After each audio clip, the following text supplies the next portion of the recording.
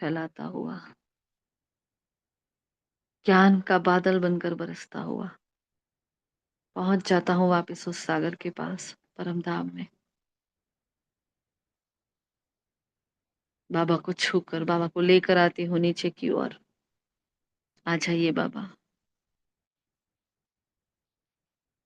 आपके बच्चे आह्वान कर रहे हैं। वो नवयुग रचयिता बाप आ रहा है नीचे की ओर, बैठ जाता है हमारे सन्मुख हिस्ट्री हॉल में, साकार महावाक्य का उच्चारण करने के लिए। सारे आदि रत्न, मम्मा, बाबा, हमारा ये मीठा सा संगठन, रूहानी रेगुलर गॉडली स्टूडेंट्स बैठे हैं और बाबा सबको नवयुग की बधाइयां दे रहे हैं, नव वर्ष की बधाई दे रहे हैं। और हम भी बाबा को वही बधाई दे रहे हैं। हैप्पी न्यू ईयर बाबा। आपका हमारे जीवन में आना और हमारा आपका बनना, इसकी हमको और आपको मुबारक हो। शुक्रिया मीठे बाबा, शुक्रिया, शुक्रिया आप सभी फरिश्तों का। ओम शांति, ओम शांति, ओम शांति। Good morning all of you, godly morning, happy new year. आप सभी को नवयुग और नववर्ष की बहुत बहुत बहुत सारी, ढेर सारी मुबारकें, बधाइयाँ। आज 1 जनवरी 2025, नया वर्ष शुरू हो गया। एक वर्ष जैसे अभी ही गया, इतना फास्ट गया, कितना समय हो गया हम सबको जुड़े हुए एक दूसरे के साथ, है ना। ऐसे कितने साल बीतते जा रहे हैं, समय और नजदीक आता जा रहा है। तो जैसे नया वर्ष आया है, मतलब हम तो एक कदम और आगे बढ़े अपनी समाप्ति की ओर, अपनी संपूर्णता की ओर। ये फील हो रहा है ना सभी को, है ना, कि एक स्टेप और आगे बढ़ गए और हम अपने संपूर्ण स्वरूप की ओर आगे बढ़ रहे हैं। तो देखते हैं आज के महावाक्य बाबा क्या कह रहे हैं। आज बाबा ज्ञान की बरसात कर रहे हैं, चारों ओर हरियाली भी। हाँ, जैसे बरसात, स्थूल बरसात से क्या होता है, हरियाली हो जाती है। तो बाबा ज्ञान से हरियाली कर रहे हैं। हाँ, मतलब हमारे जीवन को ऐसा हरा भरा सुंदर बना रहे हैं। बाबा ने कहा तुम्हें धारणा करनी और करानी है। बाबा ने कहा जो बादल बरसते नहीं उन्हें कौन सा नाम देंगे, है ना। और याद की यात्रा का मुख्य क्यों मेहनत है, कौन सी मेहनत है, वो भी बताया। नई बातें भी बाबा ने बहुत अच्छे से बताई और पूरी धारणा रूप, धारणा पर मुरली है पूरी, बहुत अच्छी है, प्यारी मुरली है।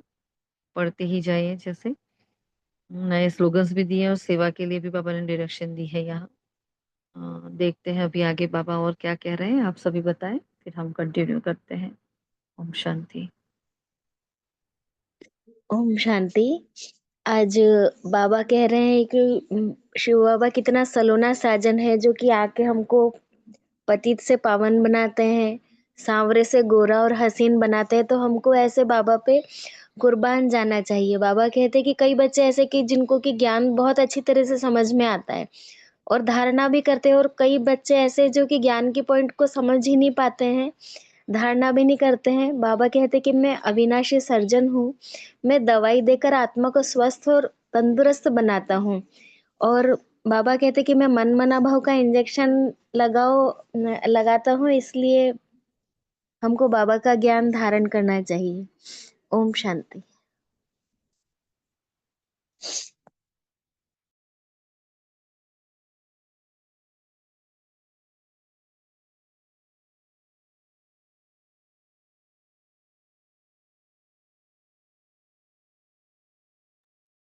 ओम शांति।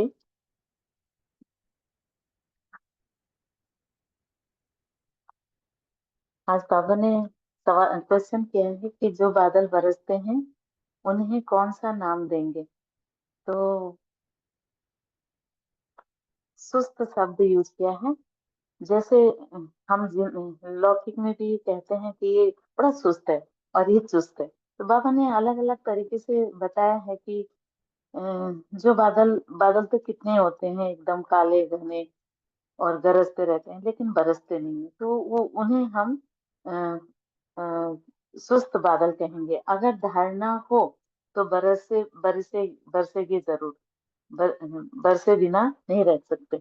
लेकिन उसकी धारणा ही नहीं होगी तो वो कैसे बरतेंगे। तो बाबा ने कहा है कि उनका पेट पीठ से लग जाता है।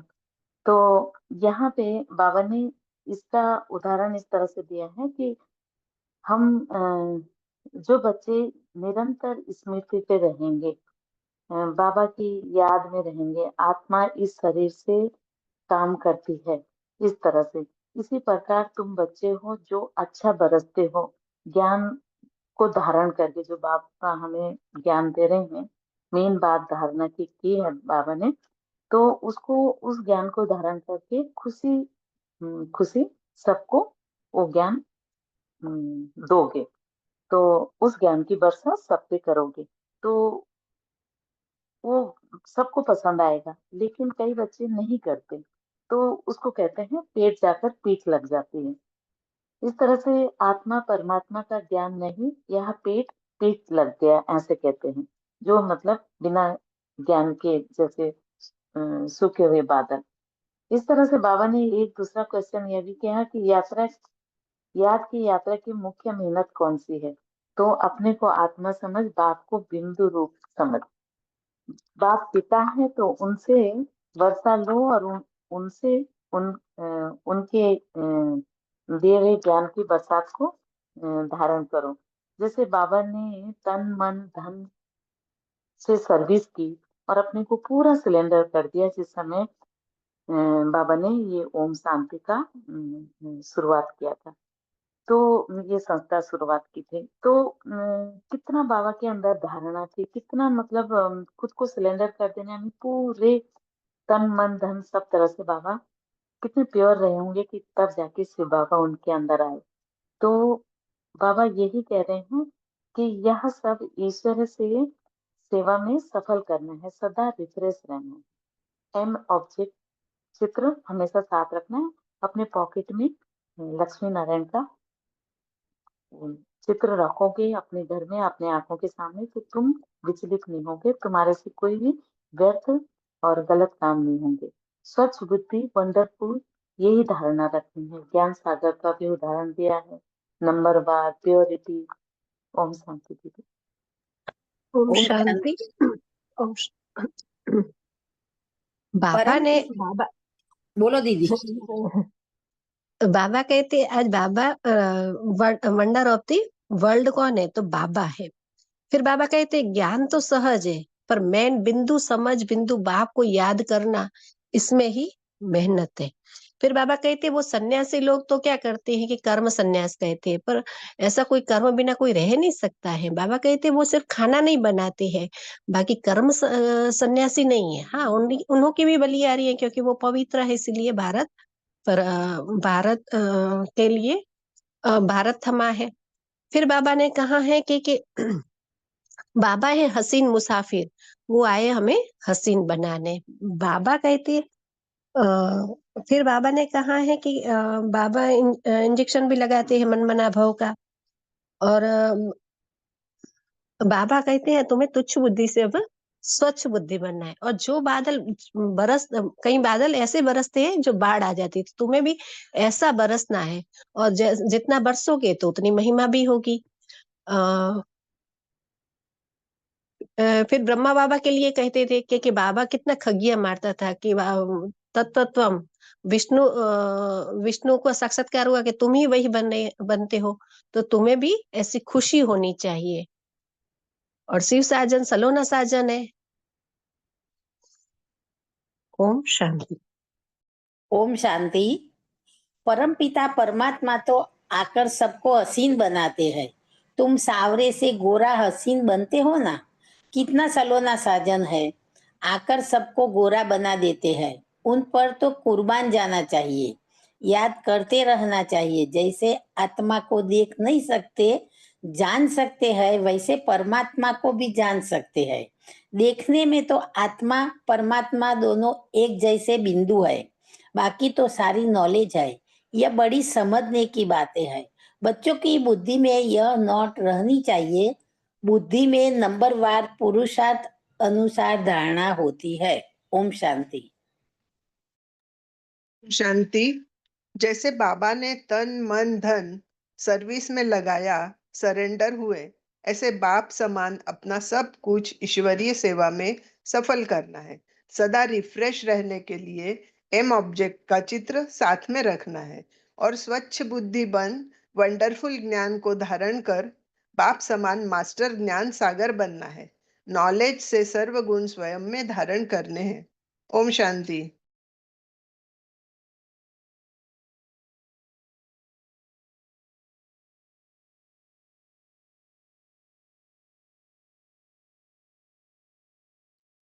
ओम शांति। तो आज बाबा नॉलेज की बरसात कर रहे हैं, है ना। बाबा ने कहा तुम ज्ञान की बरसात कर हरियाली करने वाले हो, है ना। बाबा ने क्या कहा, आज हमें मास्टर ज्ञान का सागर कहा है ना, तो ज्ञान की बरसात कर हरियाली करने वाले हो, है ना। क्योंकि जो इंसान के मनुष्य आत्माओं के पास ज्ञान नहीं है तो कुछ भी नहीं है। और ज्ञान में क्या, पहले अपनी ही पहचान नहीं है तो मतलब जीवन क्या हो गया। जैसे हम भटक रहे थे वैसे पूरी दुनिया भी भटक रही है, तो इन सारी दुनिया को भटकाने से हमें बचाना है, इनको छुड़ाना है, इन सबको मुक्ति देनी है, जीवन मुक्ति देनी है। देवकुल की आत्माओं को यहाँ से ढूंढना है, कहाँ कहाँ बिखरी पड़ी है, कहाँ है वो।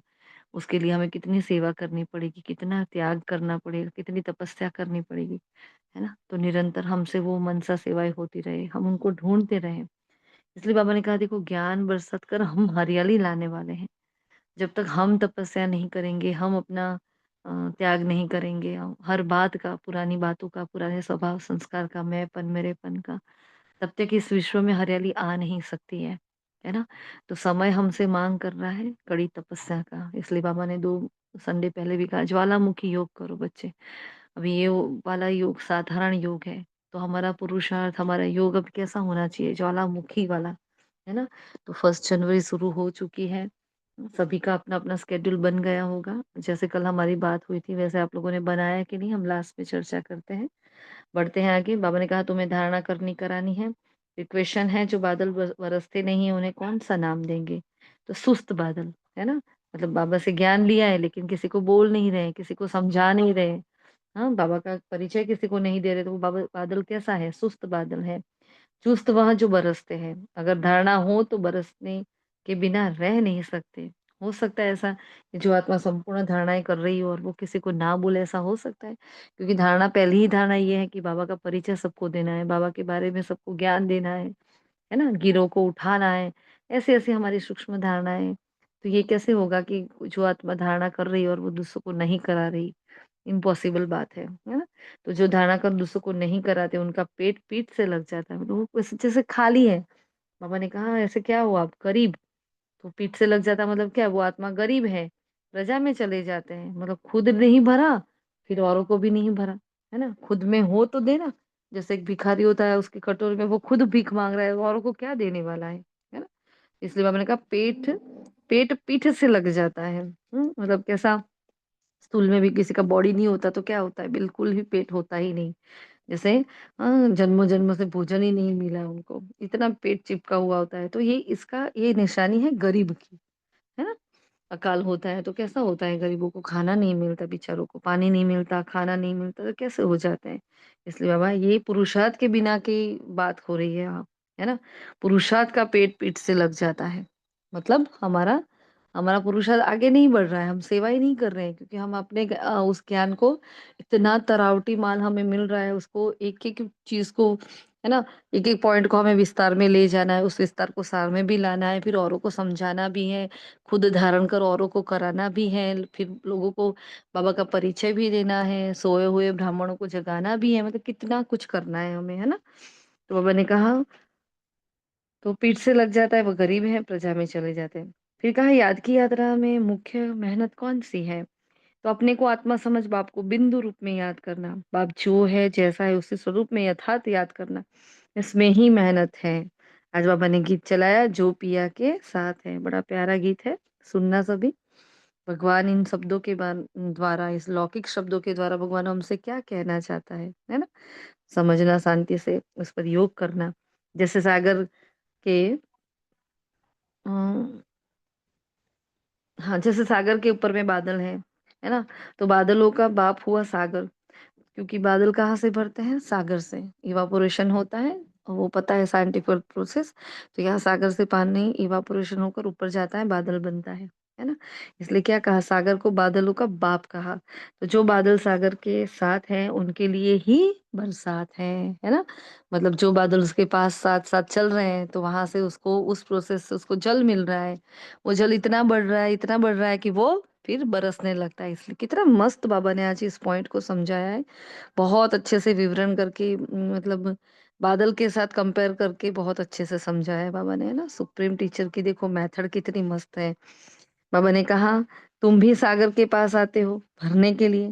सागर के बच्चे बादल तो हो ही ना, जो मीठा पानी खींच लेते हैं। वैसे देखा जाए तो स्थूल सागर का पानी खारा होता है, लेकिन फिर वही पानी जब ऊपर जाता है तो खारा नहीं रहता है, वो मीठा पानी होकर नीचे आता है। वो एक प्रोसेस है ना? वैसे हम आत्माएँ भी क्या होती है, यहाँ हमारा सागर तो बहुत मीठा है, लेकिन दुनिया कड़वी है, खारी है ना? तीखी है। दुनिया ऐसी है तो उस दुनिया से सारी ही बातें हमारे अंदर आ तो रही है, लेकिन हम उसको धारण नहीं कर रहे हैं। हम उसको इग्नोर कर रहे हैं, हम ना दुःख दे रहे हैं, ना दुःख ले रहे हैं। तो उस पुरानी बातों से हम बिल्कुल न्यारे-प्यारे हो रहे हैं, तो हम क्या है, मीठे बादल बन जाते हैं, क्योंकि हमें कोई इफ़ेक्ट होता नहीं है उसका। इसलिए बाबा ने कहा, सागर के साथ उनके फिर लिए ही बरसात है। फिर मीठा पानी स्वयं खींच लेते हैं। फिर बाबा ने कहा अब बादल भी अनेक प्रकार के होते हैं। अब यहाँ हमारा चिंतन का एक टॉपिक आ जाता है, हमें ये चिंतन का टॉपिक है कि बादल कितने प्रकार के होते हैं और बाबा ने मुझ आत्मा को बादल कहा, तो मैं किस प्रकार का बादल? तो मेरी बाजू वाली किस प्रकार का बादल? फिर वो किस प्रकार के बादल? ये किस प्रकार के? है ना? तो बादल कितने प्रकार के होते हैं? वो चिंतन का टॉपिक रहेगा, है ना? कैसे-कैसे प्रकार के बादल उसको स्वयं के साथ कंपेयर कर देखो, है ना? कुछ ऐसे होते हैं जो खूब ज़ोर से भी बरसते हैं, है ना? जैसे कि बाढ़ कर देते हैं और कोई कम बरसते हैं, है ना? और कैसे होते हैं बादल और कैसे-कैसे होते हैं, कौन बताएगा? बताएँ?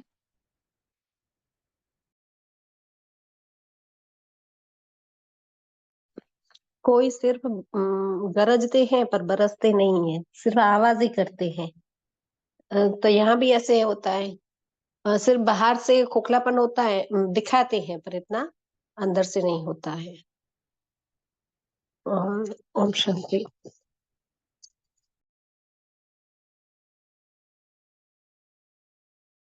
ओम शांति। जैसे कोई कोई बादल कभी कभी वाले होते हैं, कभी बरसते हैं, कभी नहीं बरसते हैं।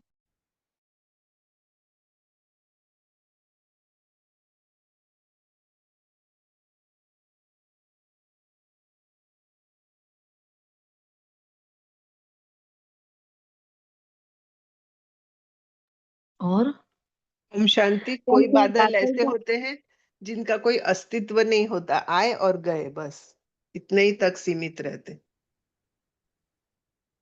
कोई ओम कोई बादल शांति ऐसे दीदी। घनघोर काले दिखाते हैं, पर वो हवा के हिसाब से वो बिखर जाते हैं। तो वो उसमें पावर नहीं होता है, इतनी शक्ति नहीं होती है कि जो बरस सके। हुँ, हुँ, हुँ, हाँ, जैसे दीदी ने बताया कि हवा के इस उससे मतलब उनका इतना अस्तित्व, इतना धारणा इतनी मजबूत नहीं है, इसलिए वो उड़ जाते हैं जरा सी इस तरह से। बस तो ये है सारे ही जो एग्ज़ाम्पल है वो दीदी हम ने बच्चों बताया के कि लिए। जो बादल हाँ, गरजते हैं वो बरसते नहीं, कई काले बादल दिखते हैं घनघोर, लेकिन बरसते नहीं है। और हुँ, दीदी एक मैं ये भी कहूंगी कि हमें तो बादल, आसमान में बादल दिखते हैं तो पूरा आकाश ऐसे लगता है कि बादल ही बादल, पर ये एक लिमिट तक की है। तो देखा जाए इस संसार में अम, अम, ये जो पूरा सृष्टि चक्र है ये कितना महान है, और ये तो उसके सामने कुछ भी नहीं है। तो इसके सामने एक आत्मा के सामने देखा जाए ये बादल भी कुछ नहीं है। हमारी आत्मा भले वो छोटी सी बिंदु है, तो बिंदु स्वरूप के सामने वो बादल कुछ भी नहीं है, दिखता बड़ा है लेकिन अंदर से नहीं है। इस टाइप के भी हम उदाहरण दे सकते हैं। इसलिए बाबा ने आज कहा ना आत्मा के बारे में, कि अगर अपने को जाना ना तो बाप को भी जान जाएँगे। मतलब अपने को जो आत्मा जान जाती है, अब अपने को जानना मतलब क्या? वैसे तो पता है मैं एक आत्मा हूँ, मैं ये हूँ, मैं वहाँ हूँ, 84 जन्म का चक्कर सब कुछ पता है, लेकिन मैं अपने अंदर कितनी गई? तो जैसे आज मुरली की लास्ट में हमने पढ़ा ना कि अंतर्मुखता की गुफा में बैठकर हमें सबकी सेवा करनी है। तो पहले स्व को देखना है, तो जितना हो सके आत्मा का पाठ हमें और पक्का करना है ना? तो जितना हम अपने आप को जानेंगे, जितना अपने आप को पहचानेंगे, अपनी डेप्थ में जाएँगे, मैं शांत स्वरूप, तो शांति में भी कितने गुण और शक्तियाँ समाई हुई है। तो उसकी और गहराई में जाए, उस अंदर की, अपने भीतर की शांति का इतना सुंदर अनुभव होता है बहुत। और वो जो रस चढ़ता है ना, तो बहुत मीठा अनुभव होता है, जो मैं आत्मा अपने भीतर के अंदर की शांति की अनुभूति में जब खो जाती हूँ, है ना? तो हर आत्मा को अपने आप को देखना है। आप देखना, जब अपने साथ बैठोगे और बस अपने को आत्मा देखोगे कि मैं शांत हूँ और मैं ही एक सागर हूँ, मैं सागर ही अपने सागर में जा रही हूँ, मतलब मैं मेरे में अंदर जा रही हूँ, है ना? ऐसा योग का अनुभव कर रहा हूँ, मतलब आपको ऐसा कहीं जाने का मन नहीं करेगा, ना आपको परमधाम याद आएगा, ना आपको सूक्ष्म वतन याद आएगा, कुछ भी याद है। तो वो अंतर्मुखता की गहराई बहुत, बहुत मीठी होती है, इसलिए हमें अंतर्मुखी होना है। फिर क्या है, ये बाहरी रस जो खींच रहे हैं ना, वो नहीं खींचेंगे, है ना? कभी इससे बात करनी है, कभी ये भोजन करना है, कभी इधर जाना है, कभी वो करें, हाँ, कभी हिसाब-किताब खींचते हैं, वो सब कुछ बंद हो जाता है। क्यों? क्योंकि मैं आत्मा भरपूर हूँ। सतयुग में होता क्या है? हाँ, देखो सब युगल होते हैं, लेकिन कोई किसी पर डिपेंडेंट नहीं है। कोई किसी के लिए, किसी के प्यार का मोहताज नहीं है। अपनी शांति का किसी के ऊपर मोहताज नहीं है। मतलब देखो, ये इतनी प्यारी दुनिया होगी जहाँ हर आत्माएँ भरपूर है ना? अब ऐसी भरपूरता की आत्मा की, मतलब ये मुझे प्यार करे तो मैं प्यार करूँ, ये मुझे शांति से बात करे तो, ऐसा कुछ वह वहाँ है ही नहीं। क्योंकि आत्मा अपने अंदर बहुत, बहुत खुश है। अपने साथ वो खुश है। समझ रहे हो बात को? अपने साथ खुश होना, अपने से राज़ी होना, अपने भीतर समा जाना। नहीं, उसके अंदर, उसके आगे कुछ भी नहीं है। तो ये अव्यक्त मास का योग करो ना, अभी आप आज से सबने शुरू किया होगा। अपने-अपने सेंटर्स पर जाओ, घर में एक्स्ट्रा 1 घंटे का कुछ ना कुछ करो, 10-10 मिनट करके भी बैठो, लेकिन योग करो। ऐसे नहीं जो इतने साल से चला आता है या इस साल लास्ट ईयर में जो चला वही चलाते रहे। नवीनता, नवयुग और नववर्ष, तो वो क्या माँगता है हमसे? नवीनता माँगते हैं। तो ऐसे योग में कुछ-कुछ नई-नई बातें करोगे, आपको बहुत अच्छे-अच्छे, मीठे-मीठे अनुभव होंगे, है ना? फिर देखो, फिर हमें ये चांस नहीं मिलेगा ऐसे अपने साथ बैठने का। जितना बैठ रहा हो ना, अभी बैठ लो। फिर ये हस्ती आपको 5000 साल तक नहीं मिलने वाली। मैं आत्मा मुझे खुद से 5000 साल का बहुत लंबा गैप हो जाता है, तब मैं खुद से मिलूँगी। तो वंडरफुल बात है, इसलिए अंतर्मुखी छोड़ दो। बाहर क्या हो रहा है, तेल लगाने जाए दुनिया, जिसको जो करना है करे। इसने ऐसा बोला, ये किया, दुख दिया, अरे तेल लगाने, जितना जो करना है कर। मुझे मैं मिल गई हूँ ना, तो मैं खुद को मिल गई हूँ, मुझे अपने अंदर जाना है और अपनी मजा लेनी है। ठीक है? ऐसे योग करो, बड़ा मजा आएगा आपको। फिर बाबा ने कहा, तुम्हारे में भी ऐसे नंबरवार हैं जो खूब खूब जोर से बरसते हैं, उसका नाम भी गाया जाता है। जो अच्छा बरसते हैं उनकी महिमा होती है, जो नहीं बरसते उनकी दिल जैसे सुस्त हो जाती है। पेट भरेगा ही नहीं, है ना? पूरी रीति धारणा न होने से पेट जाकर पीठ से लगता है, क्योंकि वो धारणा नहीं करती, तो औरों को भी नहीं करा सकती। मतलब वो कैसी है? खाली है आत्मा। फिर बाबा ने कहा, जो धारणा करो और धारणा नहीं कराते हैं ना, पेट जाकर पीठ से लगेगा। खूब बरसाने वाले जाकर राजा रानी बनेंगे। जो खूब बरसते हैं मतलब वो प्रजा बनाएंगे ना, तो वो राजा रानी बनेंगे। और वह है, बाकी जो है गरीब है, तो गरीबों का पेट पीठ से रहता है। तो बच्चों को धारणा बड़ी अच्छी करनी चाहिए। हमारे में आत्मा और परमात्मा का ज्ञान नहीं था, तो पेट पीठ से लगा हुआ था। देखो, जब हम आत्मा और परमात्मा का ज्ञान हमारे अंदर नहीं था, तो क्या था हमारे अंदर? हम भी ऐसे गरीब थे। कैसे गरीब थे? ज्ञान से गरीब थे, नॉलेज से गरीब थे, है ना? ऐसे उस धन की बात नहीं है, अविनाशी ज्ञान रत्नों की बात हो रही है। हाँ, और हमारा कटोरा सदा खाली था, सदा सबसे मांगते थे। भिखारी ही तो थे, है ना? गरीब तो थे। आप प्रेम दे दो, आप सुख दे दो, आप इतना तो प्यार से बोलो, आप ये तो करो। कैसे कैसे कर रहे थे हम, कितना मांग रहे थे ना। जब बाबा मिला, बाबा ने इतना प्यारा ज्ञान दिया, तो मतलब वो इतनी संतुष्टि हो गई, किसी से कुछ माँगने की दरकार नहीं।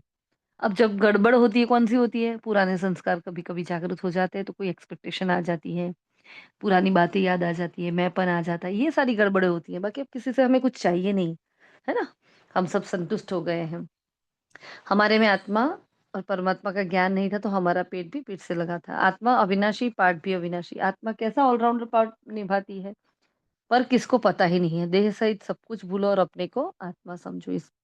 इस बाप के रचे हुए ज्ञान यज्ञ में ये सारी दुनिया स्वाहा होनी है। इतना बड़ा यज्ञ है, बाबा ने कहा इस बड़े यज्ञ में पूरी ही दुनिया स्वाहा हो जाएगी। अभी तुम ज्ञान से तो भरपूर हो, बाकी सारी मेहनत याद में है। जन्म जन्मांतर को देह अभिमान मिटाकर, जन्म जन्मांतर के देह अभिमान को मिटाकर देही अभिमानी बने, इसमें ही बड़ी मेहनत है। फिर बाबा कहते हैं मैं जो हूँ जैसा हूँ ऐसा कोई मुश्किल ही याद कर सकते हैं। वैसे बाप वैसे, जैसे बाप वैसे बच्चे, है ना। फिर और कहा कि आगे शास्त्रों से किसी को घृणा नहीं करनी है। जो भक्ति में चल रहे हैं, हाँ, तो जो शास्त्र बनाए, हमें पता है सब कुछ कपोड़ा है, लेकिन हमें किसी को घृणा नहीं करनी है, क्योंकि हमारे में से ही आत्माएं हैं जो जिन्होंने शास्त्र बनाए होंगे। तो बाबा ने कहा वंडर ऑफ द वर्ल्ड तो शिव बाबा है। बाप और बाप की रचना भी बड़ी महिमा है। ऊंचे तेज बाप की महिमा भी, उनके द्वारा रचित स्वर्ग की महिमा भी कोई नहीं जानते। स्थापना कैसे करते हैं ये नहीं जानते। तो मीठे मीठे बच्चे भी नंबरवार पुरुषार्थ अनुसार जानते हो, और उस अनुसार ही पद पाते हो। जिन्होंने पुरुषार्थ किया वह ड्रामा अनुसार ही पहले किया था वैसा ही करते हैं। फिर सन्यासियों की बात हुई तो कहा कर्म सन्यासी कोई हो नहीं सकता, है ना। तो फिर बाबा ने अपने पार्ट के बारे में बताया कि मैं तो ड्रामा के पार्ट में, मैं तो उसके बंधन में बंधा हूँ। मेरे पार्ट की भी लिमिट है। देखो, लोग कहते हैं भगवान जो चाहे वो कर सकता है, तो बाबा ने क्लियर किया नहीं, मेरे पार्ट की भी लिमिट है। मैं भी ड्रामा में बंधायमान हूँ, मैं कभी भी इच्छा हो तो नहीं आ सकता। थोड़ी छोटी छोटी बातों में मैं नहीं आऊंगा, ऐसे क्लियर किया बाबा ने आज। हाँ। फिर बाबा ने स्लोगन्स दिया जो हमें बाबा ने सेवा के लिए डायरेक्शन दी है कि सतयुग में एक धर्म एक राज्य था। हाँ, फिर डीटी राज्य है, अब फिर से स्थापन हो रहा है। ऐसे स्लोगन बनाकर मनुष्य को सुजाग करना चाहिए, मतलब ऐसे ऐसे बोर्ड लगाओ और उससे मनुष्य को सुजाग करो कि भाई भगवान आ चुका है और सतयुग की स्थापना हो रही है। फिर से डीटी राज्य स्थापन, भाग्य राज्य भाग्य आकर लो, ऐसा बोर्ड लगाओ। फिर सारा चक्र बुद्धि में याद रहे तो अवस्था बड़ी अच्छी रहेगी। देखो इतनी अच्छी बात कही बाबा ने। और सारा चक्र अगर बुद्धि में रहेगा तो अवस्था कभी गड़बड़ होगी क्या। क्यों बाबा हमें सदर्शन चक्रधारी बना रहे हैं, क्यों बार बार कहा बाबा ने कि भाई इतने टाइम तो कम से कम करो, एक एक सेकंड का सदर्शन चक्र घुमाओ, ये करो, पूरा दिन सदर्शन चक्र घुमाते रहो, मुरली क्लास में बैठे हो तो भी सदर्शन चक्र घुमाते हो, क्यों। कि जितना सुदर्शन चक्र, मतलब मैं आत्मा स्व का हीरो पार्ट देख रही हूँ, हर स्वरूप में देखो हम अपना हीरो पार्ट देख रहे हैं। तो उससे क्या होता है, हमारा आत्मविश्वास बढ़ता है, हमें बाबा पर निश्चय बढ़ता है। सभी ने ये महसूस किया होगा, है ना, कि सुदर्शन चक्र फिराते फिराते पहले नहीं था इतना। फिर एक बार बाबा ने वाणी में कहा था कि इतना समय, मतलब 2-3 साल पहले बाबा ने बताया था कि कम से कम आपको, हाँ, एक एक सेकंड का 500 रूप का अभ्यास बार बार करना है ना, 8 बार कम से कम कहा था सुदर्शन चक्र घुमाना है। तो तब से ये, और सूरज भाई ने भी कहा था ऐसे, बाबा मिलन की एक वाणी थी उसी में सूरज भाई ने भी कहा था। तो बार बार सुदर्शन चक्र घुमाने से बाबा तो कहते हैं ना कि विकर्मों का गला कटता है ना। तो पहले ये करते करते बहुत बोरिंग लगता है, लेकिन फिर धीरे धीरे क्या होता है, अपने ही स्वरूप को जब देखते हैं तो वो अच्छा लगता है हमें, है ना, और उस पर विश्वास आने लगता है। इसलिए बाबा ने कहा अवस्था बड़ी अच्छी रहती है। सदैव हर्षित मुक्त अवस्था रहे तो तुमको देवता कहा जाए। अगर यहाँ हंसेंगे मतलब हम देवता बनेंगे, क्योंकि अगर यहाँ हंसेंगे नहीं, मतलब उस हंसने वाले युग में कहाँ से जाएंगे, क्योंकि वहां तो खुशी ही खुशी है ना। इसलिए वो अवस्था अभी हमें यहाँ जमानी है। बाबा ने कहा परंतु माया सिमरन करने नहीं देती। हम रहे हर्षित, लेकिन माया करने नहीं देती ना। तुमको बाप से नॉलेज मिली है, जो तुम विश्व के मालिक बनते हो तुम्हारे में भी फुल फोर्स की ताकत आ जाती है। फिर हमें खुशी रहनी चाहिए, कितना समय इस पुराने शरीर में हम होंगे, फिर जाकर प्रिंस बनेंगे। एम ऑब्जेक्ट को भी तुम बच्चे जानते हो, तो उसकी ही खुशी में कितना गद गद होना चाहिए ना, कि मैं ये बन रही हूँ। तो ब्रह्मा बाबा ने अपना अनुभव बताया कि कैसे वो श्री नारायण और श्री लक्ष्मी का जो फोटोग्राफ था पैर दबाते हुए, तो कैसे उनको वो कट कर दिया। हाँ, और वो मतलब वो नारी शक्ति को कितना आगे करना चाहते थे, तो उनको वो जो पैर दबाने वाला चित्र था बिल्कुल भी अच्छा नहीं लगता था, है ना। तो उन्होंने वो कट कर दिया और अपने पास सिर्फ और सिर्फ श्री नारायण का चित्र रखा। हाँ, और श्री लक्ष्मी और श्री नारायण की चित्र की बहुत तारीफ की है बाबा ने, बहुत अच्छा, क्योंकि वो हमारा एम ऑब्जेक्ट है, हमें वो बनना है। इसलिए बाबा ने कहा वो पॉकेट में रखना है हमें। कितनी अच्छी बातें कही बाबा ने उसके लिए। सब्जेक्ट तो एक ही है, सिर्फ मन मना भव मध्याजी भव, अल्फ और बे, याद और ज्ञान। तो और ऐसा ट्रांसलेट का चित्र सबके लिए बनाए जो बच्चे देखकर खुश होते रहे। तो बाबा की दिल होती है कि मैं ऐसे ट्रांसलेट के चित्र बनाऊं, सब बच्चों को दूं। तो बच्चे अपने घर में ऐसा ट्रांसलेट वाला चित्र रखे हैं ना, जैसे हिस्ट्री हॉल में था एक चित्र, अभी भी है ना। तो बाबा ने कहा बस ऐसे चित्र रखो क्योंकि देखो वैसे दूसरे चित्र कोई हमें रखने नहीं देगा, लेकिन श्री लक्ष्मी से नारायण का चित्र अगर रखते हैं तो वो भक्ति मार्ग दिखता है उसमें, है ना, कि हाँ कोई बात नहीं, तो वो चित्र हम घर में रख सकते हैं। इसलिए बाबा ने आज वो भी कहा है। अभी तुम तुच्छ से स्वच्छ बुद्धि बन रहे हो, सब कुछ जान गए हो, और कुछ पढ़ने की हमें दरकार ही नहीं। यह तो बहुत वंडरफुल नॉलेज है ना। Wonder of the world Baba, wonderful उसकी नॉलेज। तुम भी अभी मास्टर ज्ञान सागर बनते हो, फिर यह टाइटल उड़ जाएगा। हाँ, फिर थोड़ी ज्ञान सागर रहेंगे, नहीं, फिर तो ये टाइटल उड़ जाएगा। यह है ईश्वरीय मर्तबा। मनुष्य का मर्तबा क्या है? हाँ, मनुष्य का मर्तबा क्या आएगा? कौन बताएगा? ज्ञान सागर, मास्टर ज्ञान सागर ईश्वरीय मर्तबा है, तो मनुष्य का मर्तबा क्या आएगा?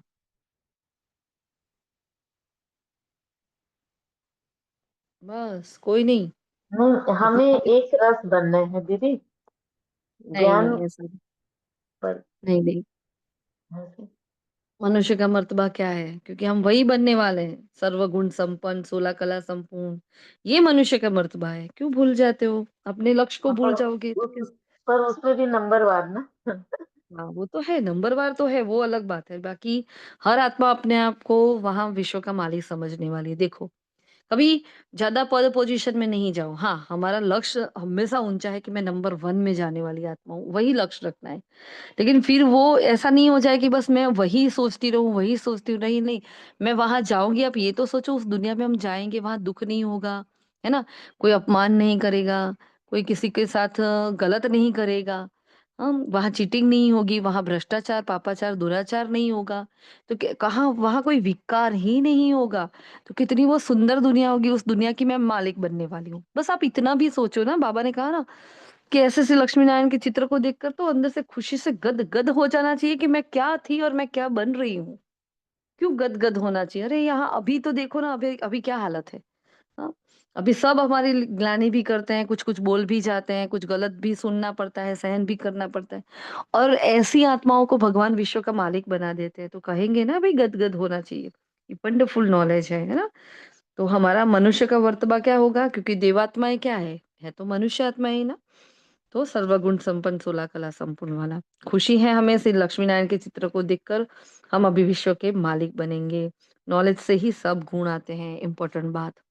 देखो, ये बाबा ने खास कहा, नॉलेज से ही सब गुण आते हैं। जितना मैं आत्मा ज्ञान की गहराई में जाऊंगी, उसको समझूंगी, मेरी बुद्धि उसमें एकाग्र होगी, उतना ही वो नॉलेज धीरे धीरे मेरे में धारण होगी। तो नॉलेज से ही सब गुण आ जाते हैं। मतलब मुझे, मेरी रियलाइजेशन पावर बढ़ जाएगी, मेरी महसूसता की शक्ति बढ़ जाएगी, मुझे नॉलेज आ जाएगा, मैं ये करूंगी तो ये होगा। तो वहीं हम अब ब्रेक लगाते हैं कुछ कर्मों को, है ना। फिर बाबा ने आगे कहा, अपना एम ऑब्जेक्ट देखने से रिफ्रेशमेंट आ जाती है। ये चित्र हर एक के पास होना चाहिए। ये चित्र दिल में, हाँ, प्यार बढ़ाता है। बहुत अच्छी बात लगी हमें ये। हर एक के पास ये चित्र होना चाहिए। और ये चित्र क्या बताता है? दिल में प्यार बढ़ाता है। कितना सुंदर सा महावाक्य है ये आज का। हाँ, लक्ष्मी नारायण का चित्र दिल में प्यार बढ़ाता है। किसी को समझाते वक्त बोलो, हम कभी किसी से भीख नहीं मांगते। देखो, इंपॉर्टेंट पॉइंट ये भी। प्रजापिता ब्रह्मा के बच्चे तो बहुत है, हम अपने ही न तन मन धन से सेवा करते हैं। ब्राह्मण अपनी कमाई से ही यज्ञ को चला रहे हैं। शूद्रों के पैसे नहीं लग सकते। कोई बोले मैं करोड़ रुपया दे रहा हूं, तो बिल्कुल भी मना कर देना है। हम कर ही देते हैं दीदी, लेते नहीं है ऐसे, है ना। जब तक वो आत्मा बाप का परिचय ना प्राप्त कर ले, बाबा का बच्चा ना बने, तब तक हम उससे कुछ भी नहीं ले सकते। ऐसे ही कोई आकर हमें यहाँ आकर डोनेशन नहीं दे सकता। तो यहाँ हर एक ब्राह्मण घर को चला रहा है। समझ रहे हो इस बात को? इसका इम्पोर्टेंट समझना है। तो जो भी सभी समझदार आत्मा यहाँ बैठी है, तो हमें मनसा वाचा कर्मणा, तन मन और धन, है ना, तन लगाया, मन लगाया, धन भी इतना ही लगाना, जितना हो सके हम धन ज्यादा लगाए। क्योंकि अपनी जो भी खर्चे हैं, जो भी है, उसमें थोड़ा थोड़ा कम कम कम कम करते जाओ। थोड़ा जितना हो सके उतनी, एक एक एक एक पाई पाई बचाओ उसको। और उस पाई पाई को बचाते बचाते क्या करो, जितना भी बचता है वो धन, हाँ, कुछ परसेंटेज में हमें वही दे देना है बाबा के घर में, उसको सफल करना है। बाबा ने बोला फिर तो ये धन काम में आने वाला ही नहीं है। तो बच्चे समझते हैं, क्यों ना हम अभी से लगा दे। जितना हम तन मन धन से सर्विस करेंगे, सरेंडर होंगे, उतना पद पाएंगे। तो पैसे यहाँ काम में तो आने वाले नहीं है। हाँ, तो क्या करें? क्यों ना हम इसको लगा लें। फिर सरेंडर होने वालों की बहुत संभाल होती है, मतलब जो सरेंडर हो जाते हैं, मतलब मन बुद्धि से। हमें कोई सेंटर में जाकर रहना नहीं है, लेकिन मन बुद्धि से हम बाबा को समर्पित हो जाते हैं, तो बाबा ने कहा आपकी बहुत संभाल होती है ना? थैंक यू बाबा। बाबा ने कहा श्री बाबा हसीन मुसाफिर आकर सबको हसीन बनाते हैं। तुम सावरे से गोरा हसीन बनते हो ना, कितना सलोना साजन है आकर सबको गोरा बना देते हैं।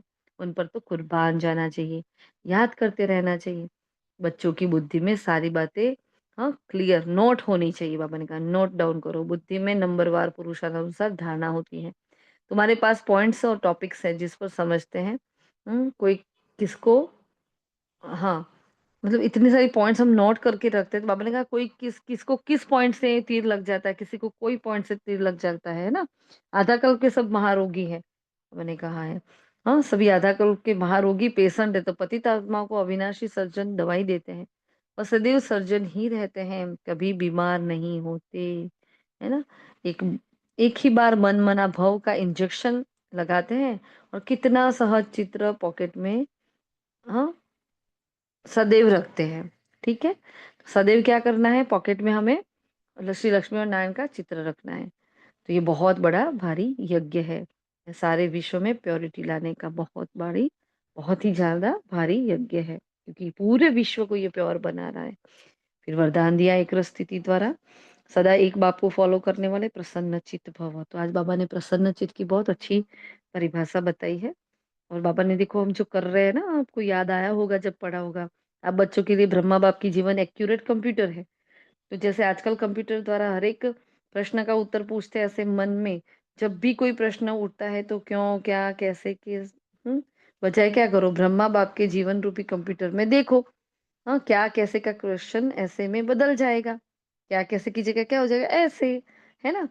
तो वो बदल जाएगा, प्रश्नचित के बजाय प्रसन्नचित बन जाएंगे। प्रसन्नचित अर्थात एक स्थिति में एक बाप को फॉलो करने वाले, ये है प्रसन्नता की नई परिभाषा। प्रसन्नचित अर्थात एक स्थिति में एक बाप को फॉलो करने वाले, है ना। तो इसका रिगार्डिंग हम क्या पुरुषार्थ कर रहे हैं अभी, बाबा ने ये जो पॉइंट बताया इसके अनुसार हम क्या अभी कर रहे हैं पॉइंट, ओम किस पॉइंट शांति, पर मैं हमारा फॉलो अभ्यास है? फादर करने वाली आत्मा हूँ, और और अगर मेरी जगह ब्रह्मा बाबा होते तो क्या करते। वेरी गुड, है ना। तो ये दोनों ही हम लोग कर रहे हैं अभी, देखो दोनों ही पुरुषार्थ हमारे चल रहे हैं।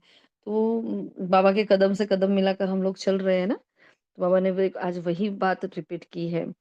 तो क्योंकि कंप्यूटर मतलब क्या, कि बाबा होता तो क्या करता, देखे ना, सपोज कोई गड़बड़ हुई है ना, तो तुरंत हमने कंप्यूटर अपने आप को उस सीन में देखो कि कोई परिस्थिति आई है, तो अब मेरे पास उसका उत्तर नहीं है, तो मैं क्या करूँ, तो कंप्यूटर खोलूंगी, देखूंगी अच्छा ब्रह्मा बाबा के जीवन में भी ये परिस्थिति आई, उन्होंने क्या किया था, अच्छा चलो ऐसे करना है ना।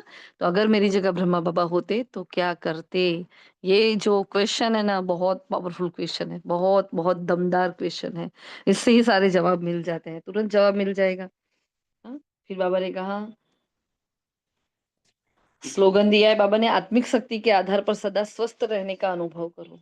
कौन सी शक्ति पर, आत्मिक शक्ति के। तो जो अभी हमारा आत्मचिंतन के बारे में बात हुई ना, कि मैं आत्मा अपने अंदर जो जा रही हूँ उससे मेरा बल बहुत बढ़ रहा है, बहुत, क्योंकि आत्मा स्वयं में एक एनर्जी है, एक शक्ति है, एक ऊर्जा है। ऊर्जा जब ऊर्जा को देखती है तो उसकी ऊर्जा और बढ़ने लगती है, मल्टीप्लाई हो जाती है, कि पदम गुणा मल्टीप्लाई हो रही है। जैसे ही हम अपने आप को आत्मा देखते हैं, बाबा की किरणें अपने आप हमारे अंदर आने लगती है। जैसे ही आत्मा देखते हैं, हमें और भी सामने वाली आत्माएं भी आत्मा दिखती है ना। तो चारों ओर आत्मा आत्मा दिखने लगती है, तो हमारी एनर्जी बहुत बढ़ जाती है। तो जिन जिन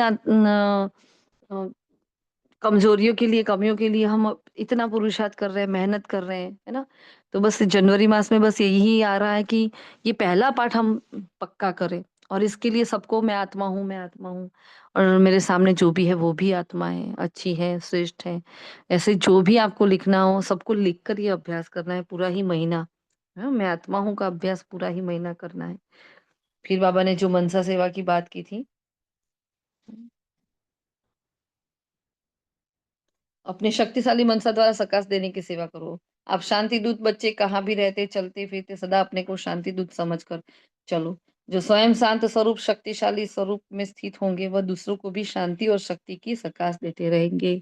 तो मैं शांति का दूत हूँ, मैं शांत स्वरूप आत्मा हूँ, ये हमारा आज का सम्मान है। तो आज पूरा दिन इस सम्मान में स्थित रहना है पूरा दिन। आत्मिक अभ्यास में शांत स्वरूप आत्मा, मतलब मैं बैठी हूँ बस शांति से, कुछ भी नहीं कर रही, बस मैं बैठी हूँ, है ना। और मैं देख रही हूँ इस तन से क्या काम हो रहा है, बाबा किससे कैसे कैसे इस पार्ट को यूज कर रहे हैं, इस तन को यूज कर रहे हैं। साक्षी बनकर हर एक पार्ट को देखने जाए, क्योंकि हमारी मनसा सेवा भी देखो उस पर ही तो चल रही है। तो हर बात हमारी कनेक्ट हो रही है ना। कल सबने बाबा मिलन किया ना, कितनी पावरफुल वाणी थी, कितनी सारी बाबा ने बातें बताई, उसमें कितनी पावरफुल पावरफुल बातें हैं। हाँ, आज तो सपोज हमें सेवा में जाना है, हम कल शायद उस वाणी का रिवीजन नून में लेंगे 102 में, बाबा विलन की वाणी का, है ना। सभी उस वाणी को पढ़कर आना। अच्छा, तो ये थे आज के महावाक्य। तो अभ्यास हमारा रहेगा, मैं प्रसन्न चित आत्मा हूँ, हाँ, एक स्थिति में स्थित एक बाप को फॉलो करने वाली मैं आत्मा, शांति दूत हूँ, है ना। और अपने को जाना है तो बाप को पहचाना है, मतलब मुझे अपने भीतर जाना है, मुझे अपने ऊपर, मैं आत्मा हूँ, उस पर हमें योग करना है ना। बस मैं आत्मा, तो मैं कैसी कैसी आत्मा, कितने टाइम से बाबा ये पाठ पक्का करा रहे, तो मैं कौन सी आत्मा हूँ, बस उस आत्मा का पाठ हमें पक्का कर लेना है ना। और जो हमने बताया था आप लोगों को कल, जो हमारा क्लास में जो शेयरिंग हुआ था, उस अनुसार सबने अपनी कमी अपनी विशेषताओं को लिखा कि नहीं लिखा? हम्म, सबने वो वर्क किया था कल कि नहीं किया? किसका बाकी है अभी? ऑरली बोला था, बहुत देर हो गई थी दीदी कल मुझे, और सुबह 4 बजे सेंटर में जाना था आज जल्दी, तो कोई बात 5 बजे नहीं। से। हम्म। तो ऑरली मैंने बाबा को कह दिया था कि ऐसा नहीं, ये कोई बात नहीं, आपने देखो कल नहीं किया, नहीं इसमें ओरल करने वाली बात ही नहीं है, ये कोई चार्ट नहीं है। देना था, हमें ये लिखना था। आप लिखोगे हम्म, और फिर देखोगे क्या इफेक्ट होता है उसका। वो लिखो उसको, क्योंकि क्या बताया मेरा था, एक ऐसे बाजू कमी क्लास लिखो। और ये सब बहुत है, नहीं, और वहां से नहीं कोई मम्मी के बात यहाँ से। नहीं। देखो, हाँ। समय तो निकालना पड़ेगा, समय आएगा नहीं हमारे पास, हमें खींचना पड़ेगा। आप, हमने क्या बताया था, आप जो भी कर रहे हो तो उस सबको अभी इग्नोर करो। वो जो भी एक्स्ट्रा एक्टिविटीज है थोड़ा 1 महीना उसको इग्नोर करो, क्योंकि जनवरी मास ऐसा है जहाँ बाबा की स्पेशल हेल्प होती है बच्चों को। और जो भी हाँ, श्रेष्ठ संकल्प पुरुषार्थ के प्रति करते हैं वो संकल्प पूर्ण होता है। हम नहीं कहते कि आप घर बार छोड़ो, देखो, लेकिन जो भी हाँ, हम कर्म कर रहे हैं, कुछ कर्म आप अगर गौर से देखोगे ना, कुछ कुछ काम ऐसे होंगे, कुछ बातें ऐसे होगी कि जो अभी के लिए नहीं, हम डिले कर सकते उसको, भाई 1 महीने के बाद कर लेंगे, कुछ टाइम के बाद कर लेंगे। कुछ बातें जो डिले कर सको वो करो, जो नहीं डिले हो जैसे सकती वो कल रूटीन का कल तो हमें कर। मैंने फोन करके टाइम चेंज कराया, और आज से बोला है, तो फिर ये सब इसलिए जो है मैं आपको क्लियर बता देती हूँ। नहीं कोई बात नहीं, जिसको जो जो टाइम अफोर्डेबल वो करे, एक्स्ट्रा योग करे। और देखो ऐसे लिखोगे तो पता चलेगा। बाकी सबने लिखा है क्या? बाकी सबने किया था ये? महान आत्माओं बोलो। दीदी मैंने बाबा ने करवाया, लेटर लिखा है लेटर लिखा है ना, उसमें मंथ वाइज, जैसे कि जनवरी में ये इतना हुआ था, ये नहीं हुआ था इधर, ये हो गया था, फिर फरवरी, फिर मार्च, ऐसे पूरा 12 महीने का, जैसे बहुत जितना अच्छा जितना है ये। याद आया वो बाबा ने करवाया। हम्म। और ओरली तो हमें वैसे देखो पता होता है नहीं ना, वो ओवरऑल। लिख के बाबा ने वो नहीं करवाया, नहीं, बाकी ऐसे ओवरऑल हमें विशेषता पता और होता है। ये नहीं हुआ। नहीं नहीं कोई बात नहीं, लेकिन हमने ये किया, हमने उसको फील किया इसलिए शेयर किया, करके देखो, है ना। ऐसा नहीं कि भाई कल ही करना, चलो कल नहीं हुआ तो कोई बात नहीं, आज जब टाइम मिले। और अच्छा, इसको तो आप योग में बैठकर भी कर सकते हो, हमने अमृत वेला ही किया था, है ना। इसको योग ही गिना जाएगा, क्योंकि ये जब करेंगे तो हम अपने अंतर्मुखता की गुफा में बैठेंगे, हम अपने अंदर जाकर अपने को चेक करेंगे ना पूरा। तो इसको आप योग में काउंट कर सकते हो। तो आप बैठो और देखो अपने आप को कि क्या क्या कमियां हैं और कौन से कारण हैं, उसके सामने निवारण क्या हो सकता है, क्योंकि ज्ञानी आत्माओं को सारे निवारण पता होते हैं। और फिर उस अनुसार आप अपना पुरुषार्थ का चार्ट बनाओ कि बस मुझे इस महीने में इतना इतना, जब भगवान मुझे गारंटी दे रहा है, लॉटरी मिली है मुझे सपोज, है ना, और 1 महीने का मुझे चांस मिला है, बच्चे ये कमजोरी जो इतने साल से तेरे से नहीं निकल रही है 1 महीने में निकल जाएगी, तो उस चांस को कैच कर लो, चांसलर बन जाओ, है ना। जिसने नहीं किया है वो करना, क्योंकि वरना कोई मतलब नहीं है। क्लासेस तो वैसे ही यूट्यूब में भी बहुत मिल जाती है दीदी आपको, मैं है। क्या कह रही थी, जैसे आपने बताया था ना कि वो ऐसे 3 खाने बनाने हैं, 3 बॉक्स और उसमें लिखो, तो जरा मुझे एक बार बताओगे तो मैं जरा रफली हम्म, खाली। आप एक काम करना ना, कल की क्लास में मैंने स्टार्टिंग में और लास्ट में दोनों में बताया है बहुत शांति से। आप कल की लिंक है ना, वो शांति से सुनना, क्योंकि अभी मनसा सेवा का टाइम जा रहा है ना। ठीक है, आगे का ठीक है। सुन लोगे ना तो उसमें बहुत अच्छे से जी जी समझाया, जी। लास्ट में भी समझाया है ठीक ना। है। कल की ओम लिंक मैं आपको वापस शेयर कर लेती हूँ, ठीक है ना। ओम शांति दीदी। दीदी मैंने जो चार्ट बनाया उस हिसाब से मेरे को यही लगा कि मेरा कर्मयोग बहुत ज्यादा हो रहा है, सुबह 5 से शाम को पौने 5 तक। तो हम्म। कर्मयोग में मेरे को मनसा सेवा ही करनी पड़ेगी दीदी। पौने 5 हाँ भी तो वो जब करो। मैं खाना खा के उठती हूँ उस टाइम, तब तक मेरे को कर्मयोग में ही करना है।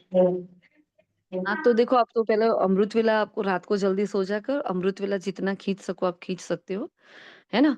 और फिर शाम को नुमाशा में योग आप ज्यादा कर लो, पावरफुल कर लो। रात को सोने से पहले आधा घंटे का बाबा ने बोला है वो योग कर लो। लेकिन कर्म योग में अवस्था अच्छी बनाने के लिए आप एक पेज पर अच्छे से सब कुछ जो जो अभ्यास करना है ना, या जो सेवाएं करनी है आप लिख लो। सपोज कि हमने आज सोचा कि मैं एक आत्मा हूँ, बस उस पर ही करना है, तो बाबा ने वही योग करवाए हैं आज, है ना। तो वैसे मैं आत्मा हूँ तो मैं लाइट के कार में, बस मैं लाइट प्रकाश की काया में मैं एक आत्मा हूँ। तो इसमें क्या होता है, फरिश्ते का और आत्मा का दोनों का अभ्यास हो जाता है। बस एक अभ्यास ये ले लो, बस पूरा दिन उस पर अटेंशन रखो। जब ये अब इतना आप करोगे ना, इतना एक अभ्यास करने से आपका अटेंशन पूरा दिन आत्मिक अभ्यास पर, आत्मिक स्थिति पर रहेगा। और होता है हमारे साथ भी, ये बहुत होता है कि कर्म योग बहुत रहता है, टाइम नहीं मिलता बैठने का, है ना। लेकिन हो जाएगा धीरे धीरे। हमें भी बहुत प्रॉब्लम हुआ इसको खींच खींच कर टाइम निकालने में, हो रहा है अभी, लेकिन हो जाएगा, है ना। तो कोई बात नहीं, जो करना है वो तो करना ही है, ऐसा तो थोड़ी है बैठ जाएंगे कर्म छोड़कर। लेकिन करो। लेकिन ये जो सुबह शाम का जो है ना अभ्यास, उसको आप बहुत पावरफुल बना दो, अमृत वेला नुमा शाम का। तो मतलब वो अवस्था बनाने में बहुत काम में आएगा आपको। और रात को सोने से पहले चार्ट परफेक्ट देकर सो बाबा को, है ना। इतना करोगे तो भी पुरुषार्थ मस्त होने वाला है। ठीक है जी। अच्छा। ओम शांति। शुक्रिया मीठे बाबा का और आप सभी फरिश्तों का। ओम शांति।